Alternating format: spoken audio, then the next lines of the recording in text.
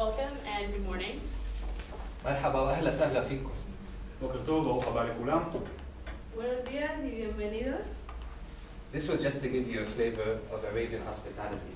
Today, this is what we're going to be talking about. FAI and the World Air Games, partnering with AISTS. Title here is Managing Diversity Successfully in Dubai. How we're going to do it, what are the solutions proposed. The title is Sharing the Same Sky, and that's what we've done all throughout this project. But before we move on to the project, I'd like to introduce the team. You see, we spoke in different languages, and that's for a very specific reason. We're a diverse team with different backgrounds and experiences. Firstly, I'm Tariq Saidi, I'm from Lebanon, and I've worked in Dubai for 6 years, so I'm familiar with all the workings that happens there. We have Margarito from Spain, aerospace engineer. Shannon Elliott from the US, a marketing manager in events. And finally, Amir Tito from Israel, who is a team club manager. Now, what's common between all of us is, of course, our passion for sports, but also our experience when it comes to sports and dealing with different types of people from different cultures. And that's really the strength we brought into this project. Just to detail it a bit, the project background. So we're going to talk about FAI, who are they, and our point of contacts there. Dubai as a growing global sports hub. And finally, the World Air Games, which is going to be the event of the year on the sports calendar, and specifically for Dubai. International Air Sports Federation. They boast a broad range of events all throughout the year, with the World Air Games being one of the biggest, happening in December. It's their 4th edition, and they're expecting a lot of hype around it. Now, you'll see there are different disciplines, so a multidisciplinary event, with the World Air Games being their flagship event. Now, we have to talk about why have they chosen Dubai to do this. There are many different reasons. Dubai is a big tourist hub. You'll see it's rich in cultural sites. There's something for everyone that you can learn from. Iconic landmarks. If you're familiar with Burj Khalifa, it's globally known, one of the tallest buildings in Dubai. They really put a lot of effort and a lot of sweat in terms of building Dubai and putting it on the map. It's a vibrant city, a city that never sleeps.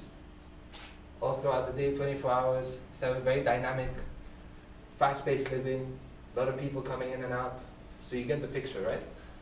But tourism, it's a tourism hub, attracts many people, but they also want to put on the map that it's a city made for sports.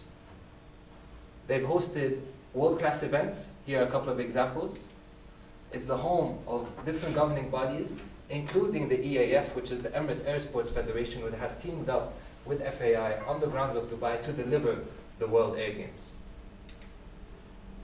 This is the sports calendar for Dubai. You see it's very busy, or in other words, very active. So they have a lot to offer.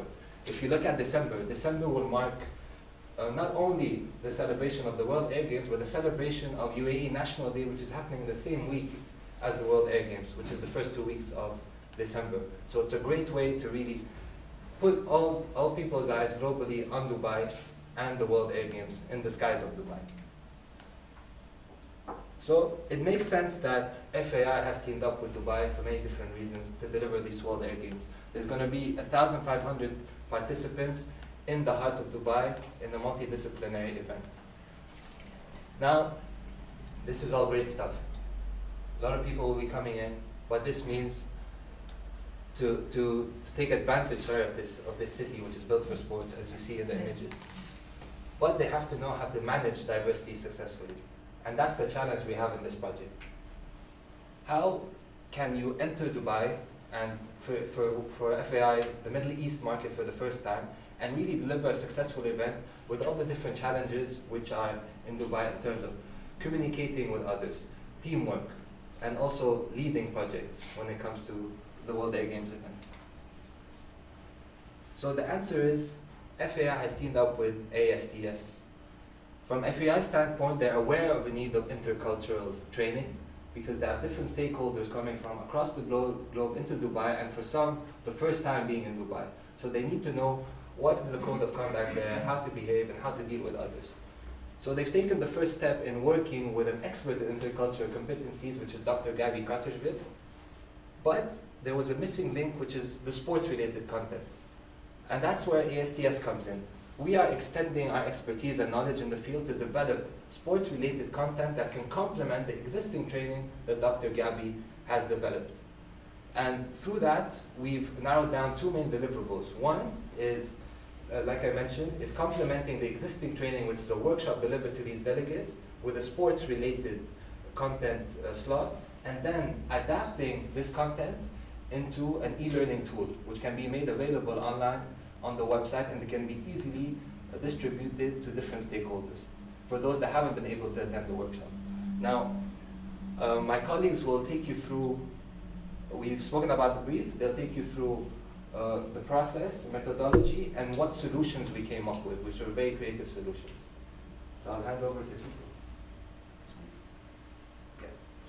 Thank you very much for the introduction, Tarek. Hello all. So, as Tarek said, our project has to take Dr. Gabi Cantorville, intercultural activity, think global, act local, doing business in Dubai, but putting the sports element in it.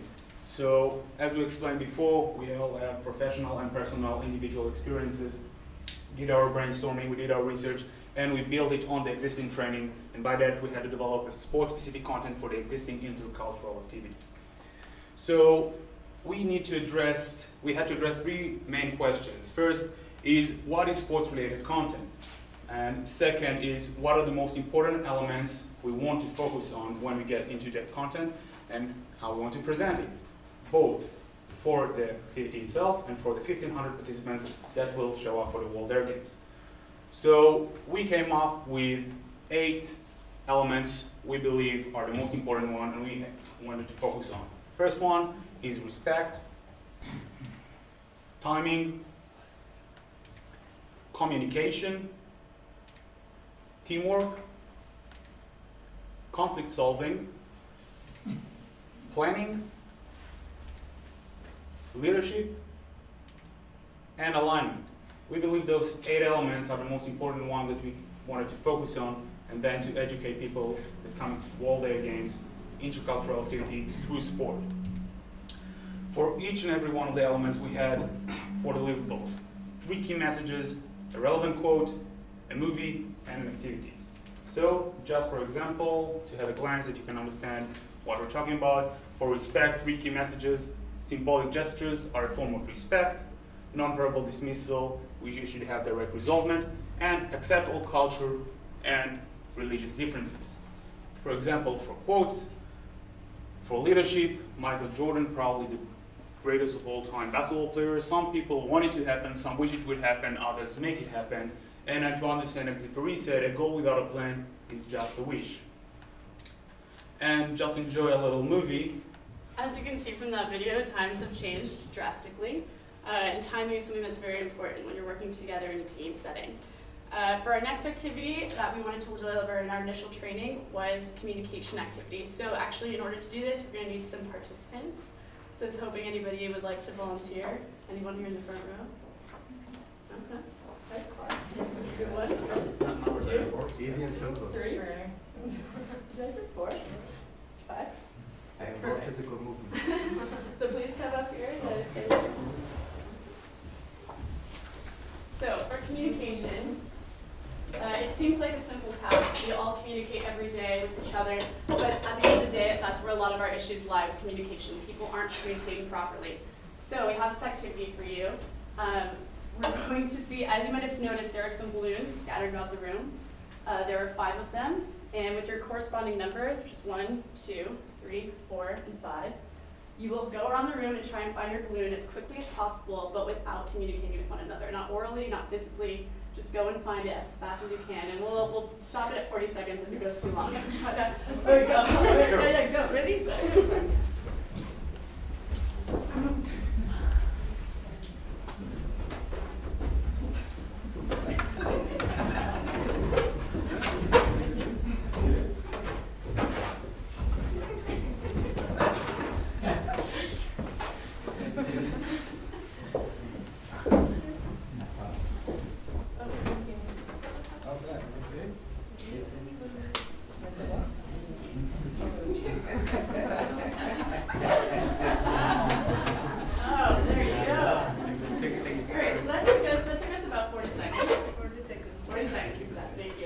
So now we're going to try this one more time. Try not to look where they're placing it.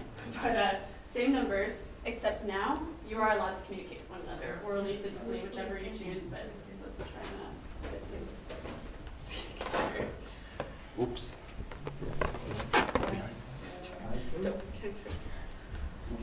And, Can we bring them back? You can bring them back.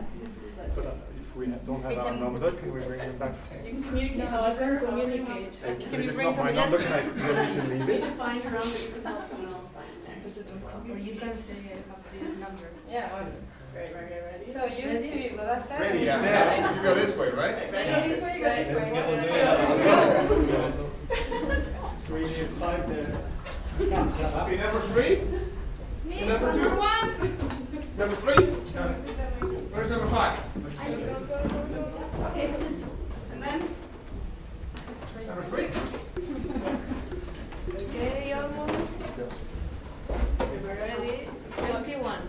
21. So you did it in half the time. So congratulations. You can keep it. Thank you for participating. So as you can see, communication is a really valid concept that we all need to possess with one another. It seems like something that's very simple, but you can notice very quickly how much longer it takes to get something simply done if you don't communicate properly or working together in a group setting. The best kind of communication is when you all work together towards the same common goal. You can get things done in a more efficient manner. Our second deliverable for this project was to create an e-learning platform, an online tool which would be essential for other athletes and for delegates and stakeholders who could not attend the initial trainings, for them to be able to learn what they've missed at these training seminars. So we decided to come up with a different way, somehow that they didn't have to read through piles of material, 100-page PowerPoints. These are athletes, they're getting ready for their World Games, and they don't really have the time to sit down and read through this dense material. So we thought, what can we do instead? Maybe something visual, something easily tangible for them to take with them, something easy to download, easy to remember. And so we came up with the idea of doing infographics. As you can see, we've passed them along through each other, so we can take a look. These are a really great tool to use. They can be facilitated on the website, they can be passed around through email, they can be posted on Instagram, on Twitter, on Facebook, any type of social media platform. And the best thing about these is people can download them, have them on their phone, and then when they're in Dubai during the activity, they can pull them out at a moment's notice and be able to look through them to help them if they ever find themselves in any of these situations. So as you can see from the infographics, and we'll go over them up here for the best of you, but we chose these 4 main topics that we thought were most essential for all of the people participating in the games. The first one was Dubai as a sports hub. The second was the do's and don'ts in Dubai.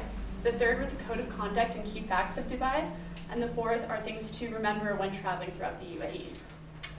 So as you can see from Dubai as a sports hub, we cover the disciplines, we cover the air sport activities, the number of venues within Dubai, the different fun facts about the area. As we zoom in here, you can see we use the colors of the city and the culture to show them the skyline. This place that was essentially desert 45 years ago is now an erupting city, which has become a major hub for sports. For our do's and don'ts in Dubai, you can see here we have 8 listed for each. We whittled this down from a larger list, but we thought these were most essential to kind of help people out in their daily lives, whether it's social or professional.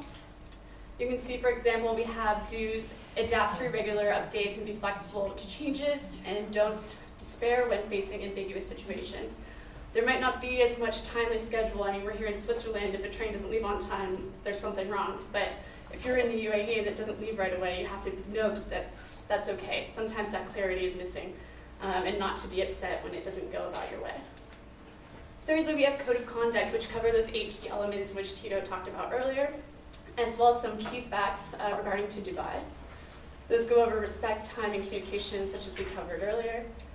And a bit key facts here about Dubai's mission for building a perfect sports community. Sports activities in Dubai are a major sports source of Emirates' special identity, talking about how they go back to falconry and camel racing, and it's really essentially part of their culture there to be involved in sport. And for our 4th one, we have things to remember when traveling throughout the UAE. This is a little bit different from Dr. Gabby's training because although it is how to adapt to the local culture, it's reminding people about the dress code, where they can and cannot consume alcohol, certain Arabic phrases they should know before arriving, things that will help them out. And for some of these athletes, they can have this on their phone, and if they ever find themselves in these situations, they can read through it really quickly and we think that that could be really useful and beneficial to them. And I will turn it over to Tarek. Thank you, Shan. So Dubai was the land of empty and now is plenty, right? So it attracts many tourists, but today wants to attract more sports participants as well. And that's where the World Air Games come in with the FAI.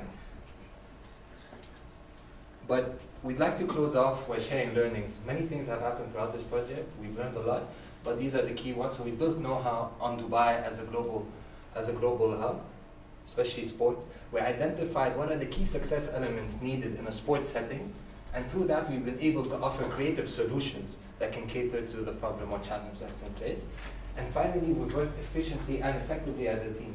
And because of the different elements we went through team communications and collaboration and so forth, we've been able to embrace that throughout the team. So that was a major learning for us.